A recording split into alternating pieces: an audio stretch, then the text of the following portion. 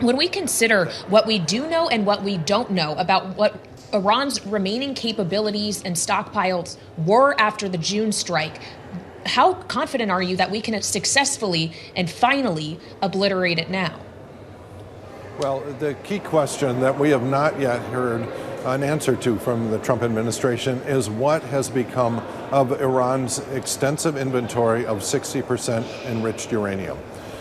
There is a misunderstanding a lot of people have that unless it is quote unquote weapons grade, 90% enriched uranium, that it is not usable to make a weapon. But people should understand that the Hiroshima atomic bomb was a mixture of 50% and higher enriched uranium.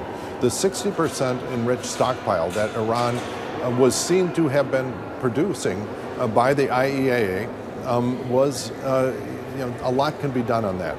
And the administration has been forthcoming with us in terms of getting technical briefings. I have bipartisan requests that got answered very well by NNSA about what exactly technically could Iran do with the stockpile of 60% enriched uranium.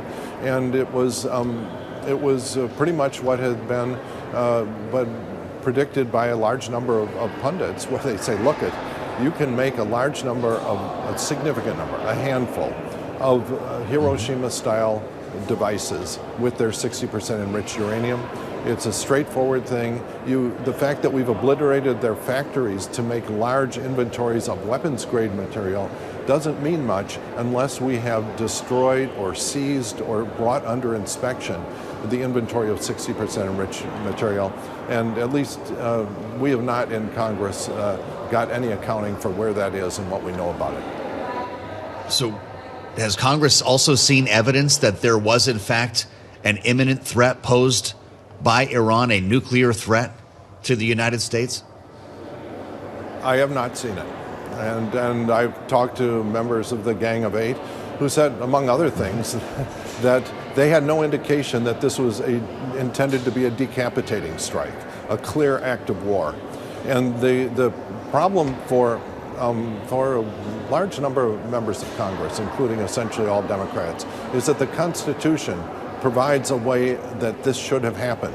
If the nuclear negotiations were actually stuck, then Trump should have gone to Congress, explained the situation, asked for an authorization for the use of military force, and then waited for a target of opportunity. That did not happen, and that was a breach of our Constitution.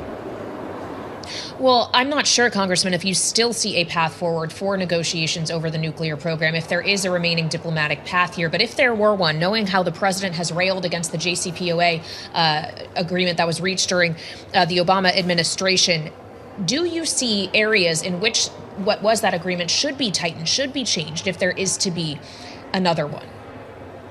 Well, the thing that you have to do is to put in any agreement at this point that will be, worth signing. There has to be a very intrusive inspection throughout all of Iran by the IAEA and other trusted authorities, snap inspections to make sure they haven't restarted it. But there is an opportunity to have a well-prescribed regional reprocessing and enrichment capability that Iran could participate in. One of the interesting proposals for that is to put it on one of the islands in the middle of the Gulf that Iran owns some of them. And if you had a very well-defined enrichment facility and nuclear,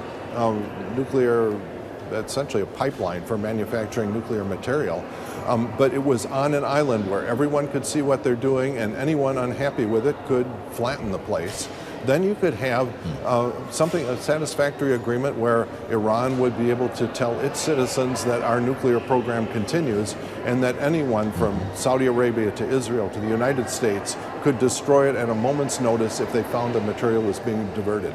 And then you could have very severe inspection. So this has been proposed by Ernie Moniz, who is responsible for negotiation of the Iran nuclear deal. And I think there is room for an agreement there that could meet everyone's requirements. But my biggest question at this point is they have essentially obliterated the top level of leadership. One of the only positive things about the Ayatollah is he apparently had a very strong fatwa against production of nuclear weapons. I have no idea who his successors are, what his successors' attitude toward production of nuclear weapons. Because if we have not locked down or destroyed their inventory of 60% enriched uranium, they could very rapidly make a handful of devices, not small compact devices you could put on a missile, but things that could be put into container freights and delivered through other means. And there's a very credible threat there that we have simply not been willing to talk about or certainly respond to. So it sounds like in our remaining moment here, Congressman, that's your priority right now. The United States must identify that missing, highly enriched uranium that is still somewhere in Iran. Yes. Do you not believe we know where that is? I cannot talk about it, but I will say that I personally have not been given the information to give me confidence that we know what we're doing in this area.